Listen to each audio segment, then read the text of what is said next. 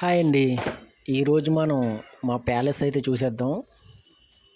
ఈ ప్యాలెస్ అయితే ఇదనుకుంటున్నారు కదా, ఇదైతే అస్సలు కాదు. దీని ఎదురుగా ఉంటుందండి, దీనికన్నా పెద్దది. చూస్తారా, ఇదే అనమాట మా ప్యాలెస్. ఇదంతా మాదే అనుకున్నారు, ఇదంతా మాది కాదండి. ఇది 3 వాటాలు అనమాట. 3 కాదు, యాక్చువల్గా 4 వాటాల కింద ఉంటుంది ఇది ఈ స్థలం అయితే. అందులో ఒక 46 గజాలు అయితే మాదనమాట. మాదంటే మాది కూడా కాదండి, మా అత్తయ్య గారు. మాకైతే ఇల్లే లేదు అసలు. ఇది మా అత్తయ్య గారు ఉండే హౌస్ అనమాట అండి.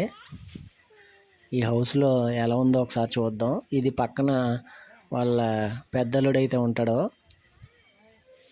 ఈ పోర్షన్ అయితే మా అత్తయ్య గారిదండి. కానీ పాపం మేమైతే అద్దెల్లో ఉంటాము, కానీ వీళ్ళైతే మరీ ఘోరం అండి. మా బుడ్డగాడిది ఇది ఫోటో పుట్టినరోజుకి. పైన అయితే వర్షాకాలం అయితే అసలు ఉండలేరండి ఇక్కడ. ఎండాకాలం కూడా అసలు పైనుంచి ఎండ కొట్టేస్తూ ఉంటుంది, వర్షం వచ్చేస్తూ ఉంటుంది. ఈ ఫ్యాన్ మీద గట్ట వర్షం చినుకులు అయితే పడిపోతాయి. పైన బరకం వేద్దామంటే అది కూడా ఈ పట్లు అయితే ఆగవండి. ఆ పైనుంచి బరకం వేసినా సరే అది వచ్చేస్తుంది అనమాట. మా ఆవిడైతే సిగ్గుపడుతుంది ప్యాలెస్ చూసి. ఇందులో మనం ఇలా దిగుదామంటే సిగ్గుపడుతుందండి. ఏం చేస్తుంది పాపం. సొంత ఇల్లు అనేది ఒక కళ కదండి అందరికీ. మేము ఎప్పుడు కట్టుకుంటాము ఇలా. ఇది చాలా దారుణంగా ఉంటుంది మా అత్తయ్య గారి ఇల్లు.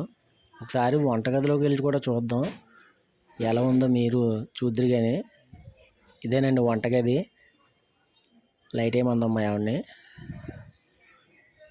వేయమని చెప్పాను. ఓకే, ఇదేనండి వంటగది. ఈ వంటగది అయితే ఇలా ఉందన్నమాట. ఇందులో కూడా మనకి వర్షం అయితే డైరెక్ట్ పడిపోద్ది, ఇంకేముండదు. ఇది వంటగది. కిచెన్ రూమ్, ఆడవాళ్ళు ఉండేది ఇక్కడే. ఇదే మా కిచెన్ రూము. మాది కాదు, మా అత్తయ్య గారు వాళ్ళది.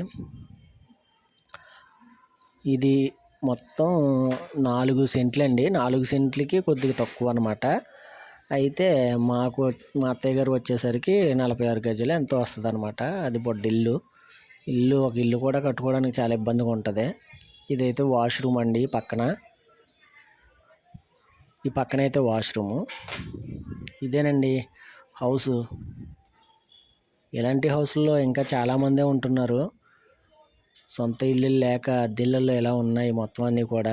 ప్రభుత్వం మంచిగా ఏదైనా వీళ్ళందరికీ కూడా, ఇలాంటి వాళ్ళందరికీ కూడా దారి చూపిస్తే బాగుండు. ఎందుకంటే ఎవరి తలరాతలు ఎవరో రాసుకోలేరు కాబట్టి.